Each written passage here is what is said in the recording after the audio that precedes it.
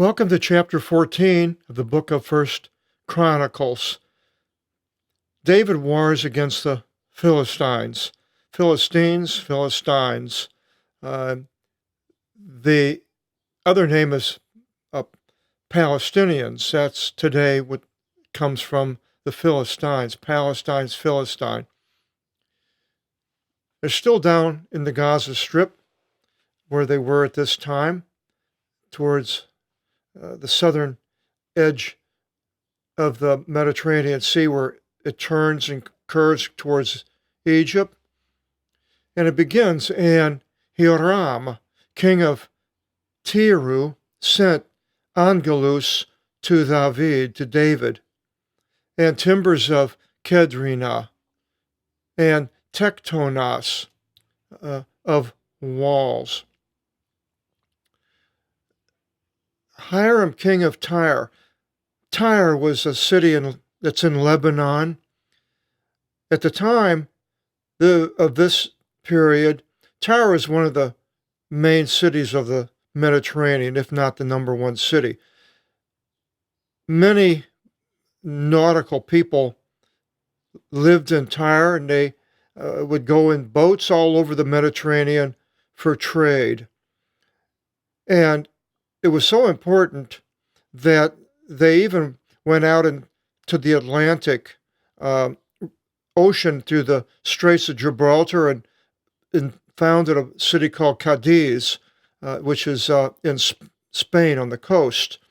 They also founded Carthage, which later becomes an archenemy to Rome. We have the Carthaginian Wars with Hannibal, the great general of Carthage, which is in North Africa, and I believe it's in Algiers today, the ruins, and they're still there, and you can go and see them.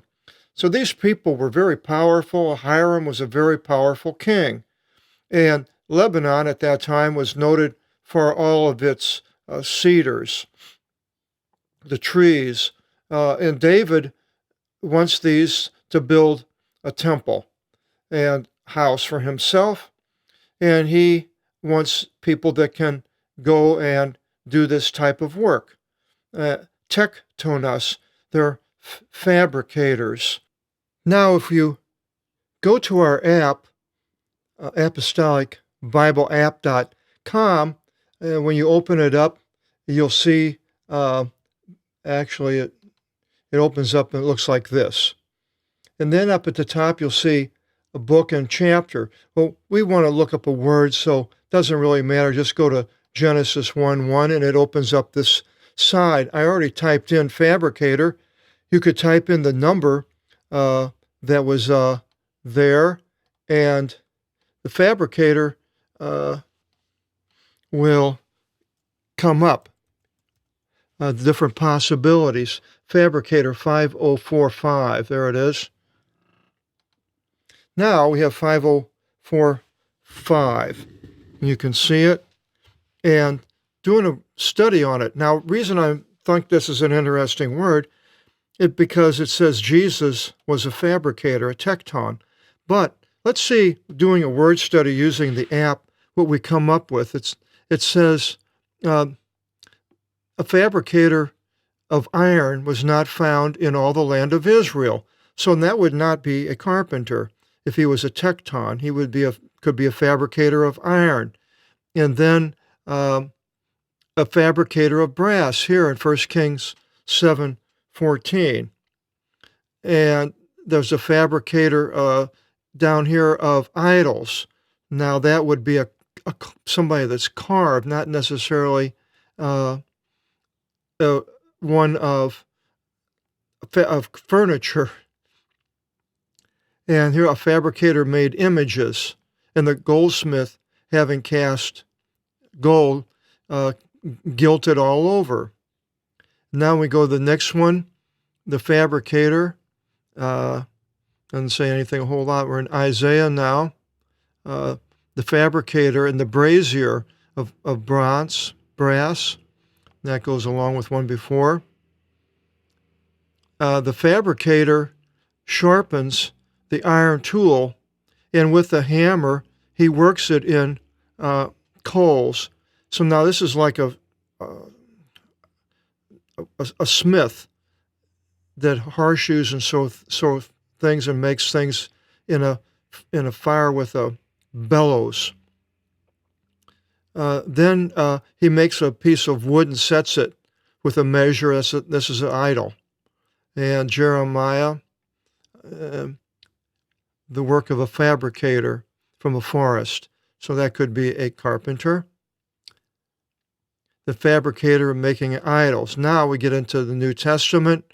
The son of the fabricator. This is Jesus. So it doesn't necessarily mean that he was a carpenter. He could have been doing something else. Here's another one, the son of the fabricator. So we just did a word study on the word fabricator using the Apostolic Bible Polyglot app. Now we'll go back to chapter 14. We have the fabricators that are coming from up in Lebanon of woods to build to him a house. Here, and that sounds like carpenters. And David knew that the Lord prepared him for Basileia over Israel, king. For his kingdom, the Basileia, grew in stature because of his people, Israel. And David took still more Ginecus wives, Guinea, misogyny comes from that. In Israel, doesn't talk about the ones in Hebron for some reason. And were born to David, again, sons and daughters. And these are the names. There, remember, Onoma, name. These are the names being born to him in Jerusalem. Samaah and Sovab, Nathan and Solomon, and Eavar and Elisue and Eliphalet, and Nogay and Naphek and Eaphia, Elisama and Valeadah and Eliphalet. And the Philistines heard, acoustics comes from that, heard that David was anointed Basileus, king over all Israel, and all the Philistines ascended to seek David. All right, so now his first big problem as a king.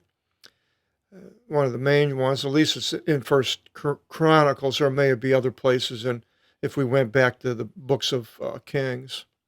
And David, heard, acoustics again, and came forth to meet them. And the Philistines came and assembled for battle in the valley of the Giganton.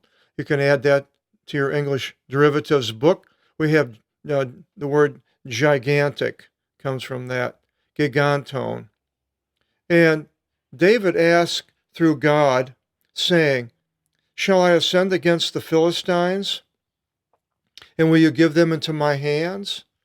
And God said to him, the Lord said to him, Kyrios said to him, "Ascend, and I will give them into your hands."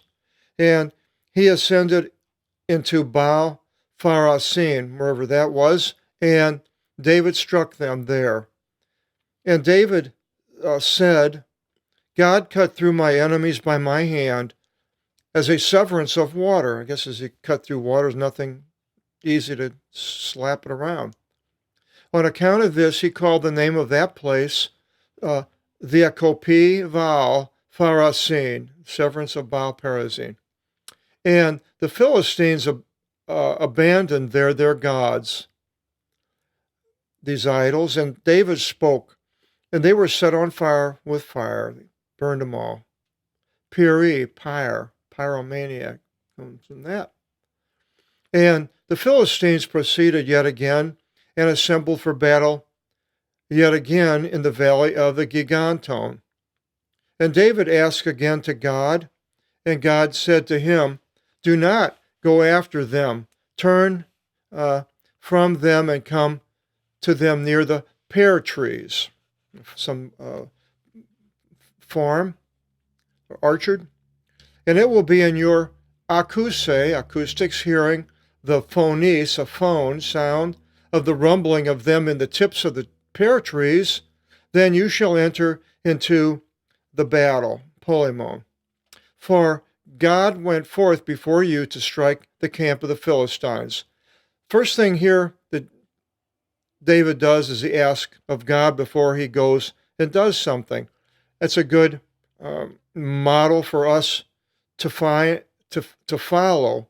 To ask God before we do things. I've mentioning to you many places about going to God in prayer before you do something. And as I get older, the more I find that if I go to God for prayer and everything, that He answers it, not always like the way I want, but it's a way of communicating. And I think God wants us to talk to Him all the time with everything that we do. Yeah, a lot of men are taught to, be brave and, uh, do things on your own, take initiative and so forth. And so when you're a younger man, yeah, you don't think about going to God every time you have a little problem. You just face it and be a man, they said. But I believe you're missing um, you're missing something by not going to God on the small things and only the large. And I suppose age will help you understand the importance of this, because when you get older, you become more reliant on other people and things that you don't have any control over as far as your body and your abilities. So he struck the camp of the Philistines from Gibeon unto Gazer, and the name of David went out in all the lands. All the people now know that he has defeated the enemy.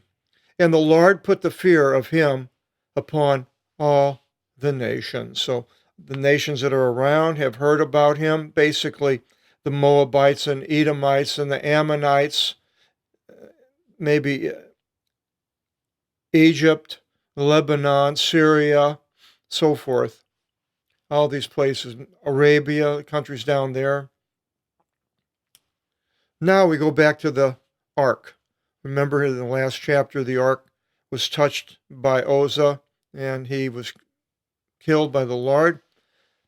And they had to leave the ark in the house of Obed-Edom. Now, later on, they're going to try it again. To find out if they succeed, they'll have to join us in chapter 15, next video seminar, and I hope you do. Till then, God bless.